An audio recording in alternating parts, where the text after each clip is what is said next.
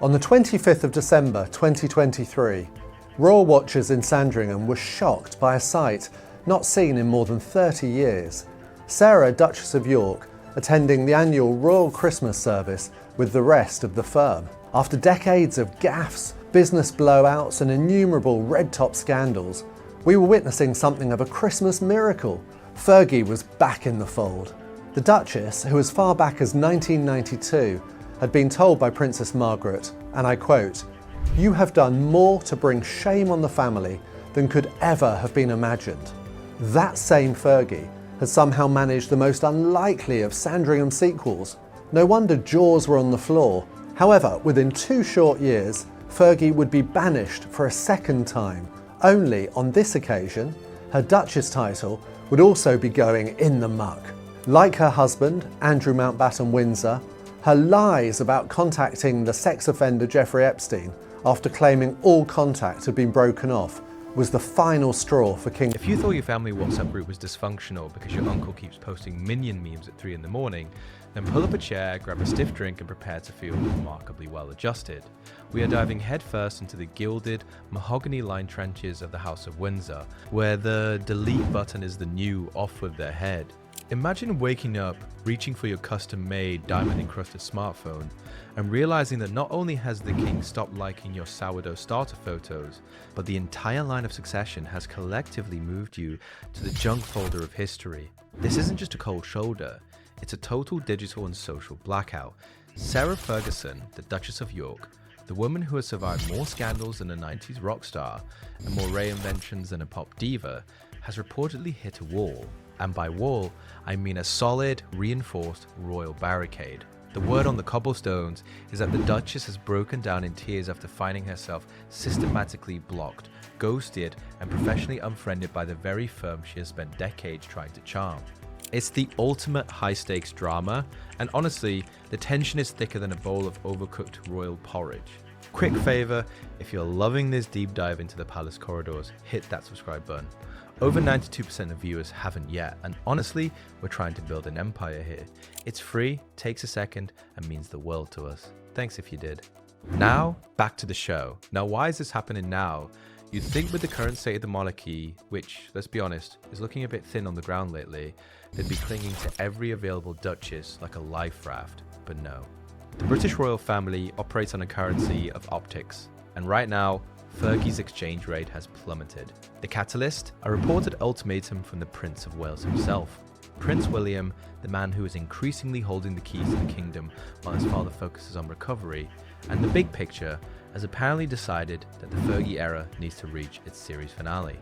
It's not just a minor disagreement over who gets the last scone at Sandringham, it's a strategic excision. For years, Sarah has been the ultimate royal survivor, the fringe member who managed to keep one foot in the palace door despite being divorced from Prince Andrew since 1996. But the wind has changed. The atmosphere is no longer one of forgive and forget, but filter and finish. It's reported that Sarah is devastated, feeling like the years she spent being the loyal outlier have been erased with a single swipe. She was drowning. The crucial question being, was Sarah Ferguson a serial victim of circumstance, as she so often claimed, or was she, to put it crudely, an inveterate chancer who after decades of bluff and blaggery found herself suddenly, in her own words, stripped bare? But wait, because the plot thickens faster than a gravy at a Sunday roast.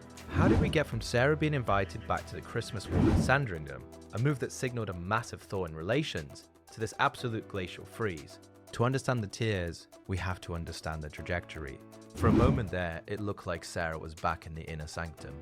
She was supporting King Charles during his health battles, she was appearing at official memorial services, and she was the picture of reformed royal dignity. But behind the scenes, the younger generation of royals, specifically William, are looking at the brand. And the brand does not include accidental leaks, unauthorized media tours, or the general Fergie-ness that comes with the Duchess. It's like trying to run a sleek modern tech company while your eccentric aunt keeps trying to sell homemade jam in the lobby. Eventually, someone's going to call security. The report suggests that William has demanded a cutting of ties, viewing her presence as a distraction the monarchy simply cannot afford during such a precarious time. It's a ruthless move, a Game of Thrones style maneuver in a world of bespoke tailoring and polite nods. Sarah, who has always worn her heart on her sleeve, and usually a bit of glitter too, is said to be inconsolable. Being rejected by the institution you've spent 40 years trying to appease is a bitter pill to swallow, even if it is served on a silver platter. If you think this is just about one woman's social calendar, think again. This is a seismic shift in how the palace manages its problematic peripherals. Let's look at the blocking metaphor, because it's not just digital, it's systemic.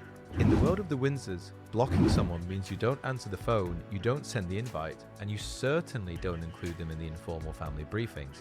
Sarah has essentially been sent to the Tower of London off the mind. Why the sudden urgency to push her out?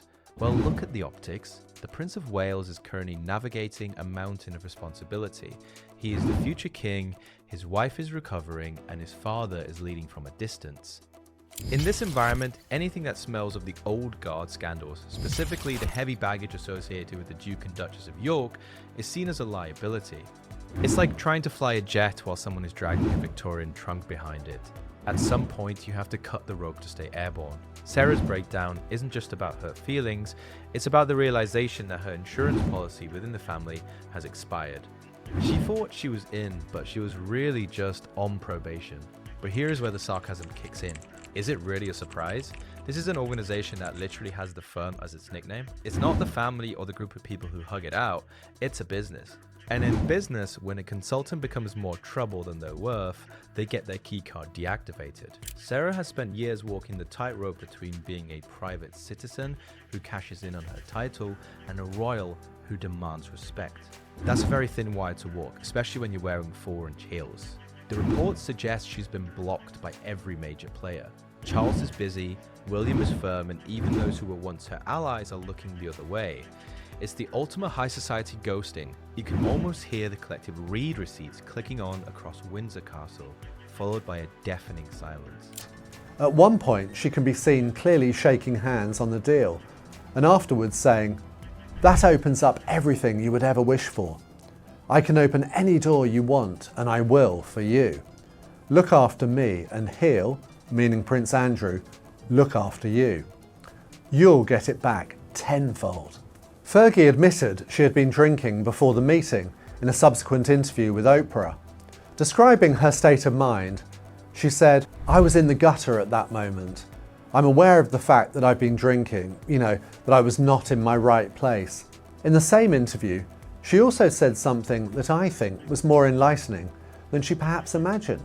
There aren't really very many words to describe an act of such gross stupidity. I think this is the key to the whole of my life now. It's like I'm stripped bare. Notice what she did there? How seamlessly she slipped from culpability, such gross stupidity, to victimhood. It's like I'm stripped bare. While I certainly don't mean to question Oprah's historic handling of vacuous, victim-sink Brits, had I been conducting that Fergie interview, my immediate reaction would have been to say, "Yes, Sarah, you have been stripped bare by your own vulgarity, greed and utter shamelessness. You are not the victim here. You are the perpetrator." If you think that's harsh, please consider the following. The irony here is palpable enough to be served as an appetizer. Sarah has always been the one to say she's loyal to the crown, but the crown is currently looking at her and saying, "New phone, who dis?" The emotional fallout for the Duchess is said to be immense. Sources close to her suggest she feels betrayed and isolated, but in the cold, hard light of political reality, the monarchy is currently in survival mode. They are streamlining the operation, they are cutting the fat. And unfortunately for Sarah, she's viewed as part of the surplus. It's a brutal lesson in the transience of royal favour. One day you're walking to church with the king, and the next you're wondering why your calls to the palace switchboard are being diverted to a pre-recorded message about tour dates. The breakdown described in various reports paints a picture of a woman who finally realized that the palace walls aren't there to protect her, they're there to keep her out. It's a tragic comedy of the highest order, a mix of Shakespearean tragedy and a very expensive episode of a reality television show. But let's talk about the William factor. This is perhaps the most fascinating part of the drama. Prince William is often seen as the modernizer, the one who wants a slimmed-down monarchy. Cutting ties with Sarah Ferguson is the ultimate statement of intent. It says that the future of the monarchy is one of discipline, distance from scandal, and a total lack of tolerance for freelancing royals. Sarah's tears are, in a way, the sound of the old world colliding with the new. William isn't interested in the nostalgia of his parents' era. He's interested in the survival of his children's era. If that means his aunt by marriage gets blocked, then so be it. It's a ruthless efficiency that would make a CEO weep with joy. The Prince of Wales is essentially the HR department of the monarchy right now, and Sarah just received a very public redundancy notice. However, don't count Fergie out just yet. She's the original comeback kid. Even if the current comeback feels like it's hit a dead end, there is a certain resilience to Sarah Ferguson that cannot be ignored. She has faced financial ruin, public ridicule, and the toe-sucking incident of 1992, and she's still here. She's like the royal version of a sturdy weed. No matter how much weed killer the palace sprays, she manages to pop up in a different flower bed. But this time it feels different. The blocking isn't just from the seniors, it's a unified front. When the entire family decides to move in unison, there's nowhere left to hide. The tears might be real, but the strategy behind the exclusion is even more real. It's about protecting the image of the king and the future king. In the hierarchy of needs, Sarah Ferguson's emotional well-being is somewhere near the bottom. Just below, deciding which tie the king should wear for a Zoom call. The analogies here are endless. It's like being the only person not invited to the party of the century, despite the fact that you used to live in the house where the party is being held. Or better yet, it's like being a former member of a boy band who keeps trying to sneak back onto the tour bus. At some point, the security guard, in this case the royal machinery, is going to check your ID and tell you to move along. Sarah's distress comes from the fact that she truly believed she had navigated her way back into the inner circle. She thought her loyalty during the Queen's final years and her support for Charles had earned her a permanent seat at the table. Instead, she's found that the table has been moved and the locks have been changed. Is this the end of the road for Sarah's royal aspirations? Or is this just another chapter in her never-ending book of how to survive the Windsors? And I've always stressed that Fergie was very much part of the story, that the relationship that they had with Epstein was much deeper, went on much longer, lasted much more recently. And I think this is all coming out now, which is great. The political landscape of the UK is currently obsessed with stability. The government is changing, the monarchy is in transition, and the public has very little patience for royal distractions. By blocking Sarah, the royals are essentially telling the public, we are serious. We are focused. We are not a circus. It's a powerful message, albeit a painful one, for the person being used as the example. Sarah Ferguson is effectively the sacrificial lamb on the altar of royal modernization. Her tears might be a personal tragedy, but for the monarchy's PR team, it's just a Tuesday. They are looking at the long game, 30, 40, 50 years into the future, and in that future, there is no room for the unfiltered chaos that the Duchess of York often brings with her. The block status is the ultimate modern insult. It's passive-aggressive, it's final, and it's incredibly effective. You don't have to have a confrontation if you just stop responding. You don't have to explain your reasons if the person can't get past the gate. It's a masterclass in institutional ghosting. Sarah Ferguson is currently standing outside the gates of Windsor, metaphorically speaking, wondering why her key doesn't work anymore. The answer is simple. The locks didn't break, they were replaced. And the person who ordered the new ones is the person who will one day wear the crown. The drama of Sarah Ferguson's breakdown is a reminder that in the world of the royals, you are only as good as your last headline. She's had some good headlines recently, but the shadow of the past and the unpredictability of her future has finally caught up with her.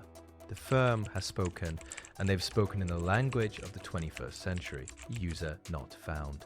It's a harsh, witty, and deeply suspenseful turn of events that leaves us all wondering, if they can block a duchess who's been around for 40 years, who else is on the to-be-deleted list? In the end, Sarah's tears are a testament to the power of the British monarchy to both elevate and eliminate. One day you're the life of the party, the next you're not even on the guest list. It's a high-stakes game of musical chairs, and the music has just stopped. For Sarah Ferguson, it seems there are no chairs left. But if history has taught us anything about the Duchess of York, it's that she's very good at sitting on the floor and making it look like a fashion statement. Whether she can charm her way back into the group chat remains to be seen, but for now, the block button is firmly pressed down. The Prince of Wales has made his move, the King has signalled his ascent, and Sarah is left to navigate the cold world of being unfiltered without the royal filter to protect her. It's a bold, sharp, and ultimately ruthless world inside those palace walls. And as we watch the fallout, one thing is certain, the British monarchy is many things, but it is never boring. Whether you feel for Sarah or think it's about time she moved on, you have to admit, the drama is top tier. It's better than any scripted television show because the consequences are real, the stakes are historical, and the blocking is permanent. Sarah Ferguson might be crying today, but tomorrow she'll probably be writing a book about the experience. And that, ladies and gentlemen, is the ultimate Fergie move. The royal family might have blocked her phone, but they can't block her spirit or her ability to turn a crisis into a career. Thank you for watching.